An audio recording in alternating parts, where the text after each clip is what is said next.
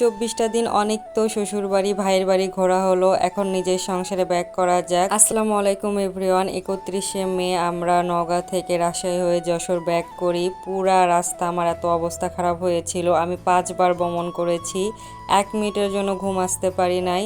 আর এত জ্যাম ছিল, যেখানে 5-6 ঘন্টার জার্নি লাগছে আমাদের 10 ঘন্টারও বেশি। তো রাত 3টার পর আমরা বাসায় এসে পৌঁছাই। আমার শ্বশুর বাড়ি থেকে এবার অনেক কিছু এসেছে। তো আমার শাশুড়ি যা যা দিয়েছিল, কাঁচা আম, পেঁয়াজ, আলু, গরুর মাংস, ভুড়ি এবং মাছ কিছুটা ছিল, সরিষার তেল, সেমাই। আমি আবার নোংরা দেখতে পারি না, রাতের বেলা এসেই সব কিছু গুছিয়ে রাখলাম, বাসা ক্লিন করলাম। আমার মেয়ের জন্য ডিম পোচ করে আবার আমি ভুড়ি ভাজি রান্না করলাম। শেষ রাতে খাওয়া দাওয়া শেষ করে ভোরে ঘুম এসেছিলাম। পরের দিন দুপুরবেলা অনেকগুলো কাপড় ওয়াশ করে ছাদে আবার রোদে দিয়ে আসলাম। ছাদ থেকে নামার সময় দেখি বেলকনিতে আমার জামাই বনসাই গাছ লাগাইছে, মানে এগুলা ভাবলে খুব ভালো লাগে, সে এতটা গাছ প্রেমী। দুপুরবেলা সিটি থেকে আমার হাজবেন্ড আবার মেয়ের জন্য ডাইপার, কটন এবং শ্যাম্পু নিয়ে আসছে, আর আমার জন্য ওভেন গ্লাভস নিয়ে আসছে। আমি তো খুব হ্যাপি, মানে অনেক সময় সে আমার প্রয়োজনীয় জিনিস নিজে থেকে কিনে নিয়ে আসে। আলহামদুলিল্লাহ এই বছরে প্রথম পাকা আম খাচ্ছি, তাও আবার গাছ পাকা আম। তো আমরা যেহেতু ভাড়া বাসায় থাকি, আমাদের মালিকের পাশে আর একটা বাসা আছে, সেই মালিকের গাছের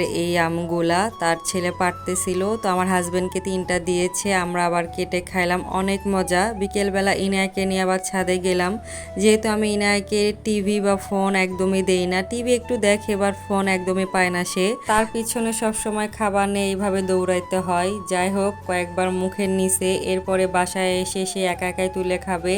পরে ভাবলাম গা মাখাইলে মাখাক, তাও হেলদি জিনিস খাক। আর ছোটবেলা থেকে বাচ্চাদেরকে খিচুড়ি খাওয়ানোর অভ্যাস করবেন। ইনাকে আমি প্রায় 9 মাস থেকে খিচুড়ি খাওয়ানোর অভ্যাস করাইছি, তাকে 1-2 দিন পর পর আমি এই খিচুড়ি রান্না করে দিই। রাতের বেলা ইনার বাবা ক্যান্টিন থেকে টুকটাক বাজার করে নিয়ে এসেছে, যেহেতু 24টা দিন আমরা বাসায় ছিলাম না, অনেক বাজারই প্রায় শেষ হয়ে গিয়েছিল আমাদের। তো নিয়ে এসেছিল মেয়ের জন্য নুডলস, পাস্তা, বাদাম, কিশমিশ, ভীম লিকুইড, হ্যান্ড ওয়াশ, জিরা গুঁড়া, ধনিয়া গুঁড়া, কাসুন্দি, পুঁই শাক এবং পটল। মাশাআল্লাহ, যখন আমি ভিডিওটা এডিট করতেছিলাম তখন একটা কিউট মোমেন্ট দেখতেছি। বাজার যখন নামাচ্ছিলাম আমার মেয়ে সব কিছুতে হাত দিচ্ছিল, মানে আমার সব কাজের ভিতরে তার খুব কিউরিসিটি জাগে যে মাম্মাম কি করতেছে। দেখতে দেখতে আমার মেয়েটা বড় হয়ে যাচ্ছে আসলে, এখন তার 22 মাস। যখন তার 9 মাস ছিল তখন আসলে আমি ভিডিওগ্রাফি শুরু করি, মানে ভ্লগিং আকারে ভিডিওগুলা দেই আমার একটা পেজ খুলে। এখন আমার মেয়ের বয়স 22 মাস, আর 2টা মাস পর আমার মেয়ের বার্থডে, 2 বছর কমপ্লিট হবে। আর একটা জিনিস ভাবলে আমার খুব শান্তি লাগে যে আমার মেয়ের শৈশব থেকে সবকিছুর ভিডিও আমার কাছে ক্যাপচার করা আছে, আমি যখন তখন ইচ্ছা হলে দেখতে পারি। সবাই আমার মেয়ের জন্য দোয়া করবেন যেন আমার মেয়ে বড় হয়ে মানুষের মতন মানুষ হয়। যাই হোক, অনেক কথাই বললাম।